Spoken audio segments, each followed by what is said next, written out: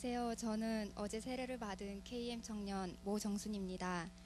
저는 어렸을 적 부활절이나 성탄절 때 주시는 선물이나 먹을 것을 따라서 교회 친구들과 몇 번 가보았습니다. 하지만 하나님의 이야기는 단군 신화처럼 믿지 못할 이야기라 생각했고 눈에 보이지도 않는 하나님을 찾는 사람들이 이해가 되지 않았습니다. 저희 어머님과 할머니들께서는 불교를 믿으셨지만 저는 무신론자로 큰 시련 없이 평범하게 학창 시절을 보냈습니다. 그러다가 대학교 캠퍼스 사역을 하시는 지도 교수님과 대부분이 크리스천인 실험실 식구들 때문에 자연스럽게 교회를 가게 되었습니다. 하지만 1년 정도 교회를 다녔지만 아무런 변화가 없자 시간이 아깝다는 생각이 들어 교회를 더 이상 가지 않았습니다. 또한 교회 다니는 사람들과의 관계에서 오는 실망과 상처들로 인해 크리스천에 대한 불편한 마음이 자리 잡고 있었습니다.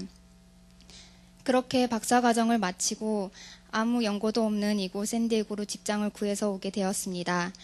여기서 일하게 된 연구실에서 크리스천이신 한국인 집사님을 만나게 되었고 그분의 도움으로 어려움 없이 이곳에 적응할 수 있었습니다. 하지만 여전히 교회를 가는 것이 쉽지 않았습니다. 하나님에 대한 믿음 없이 사람들을 만나려고 교회에 가고 싶진 않았습니다. 1년 반 정도의 시간이 지나니 일에 치여 몸과 마음이 지쳤었습니다. 그때 호종호 김재원 간사님을 우연히 만나게 되었습니다. 따뜻했던 첫 만남부터 지금까지 2년 동안 한결같이 그분들의 섬김을 받으며 무언가 믿음을 갖고 생활을 해보고 싶다는 생각이 들었습니다. 간사님과 같이 하는 성경 공부 모임 때 메시지 성경을 선물 받게 되었는데요. 나중에 사랑교회의 어떤 사랑방 모임에서 준비해 주신 것을 알게 되었습니다. 제가 하나님의 자녀가 되기를 바라는 마음에 얼굴도 모르는 제게 이런 선물을 준비해 주셔서 너무나 감사했습니다. 그때 제 인생 속에서 지금까지 제가 하나님의 자녀가 되기를 바랬던 사람들이 떠올랐고 그분들의 마음속에 자리 잡고 있는 하나님이 어떠한 분이신지 더 궁금해졌습니다. 그렇게 사랑교회에 오게 되었고 목사님의 싫고 알찬 설교 말씀을 통해 하나님과 예수님을 조금씩 알게 되어 기뻤습니다. 교회에 들어설 때 인사해 주시고 반갑게 맞이해 주시는 교회분들 덕분에 가벼운 마음으로 교회에 계속 나올 수 있게 되었습니다. 저는 지난 3개월 동안 큰 어려움을 겪었습니다. 제가 2년 가까이 준비해 왔던 연구가 다른 곳에서도 진행되고 있었으며 거의 마무리되어 가고 있다는 것을 알게 되었습니다.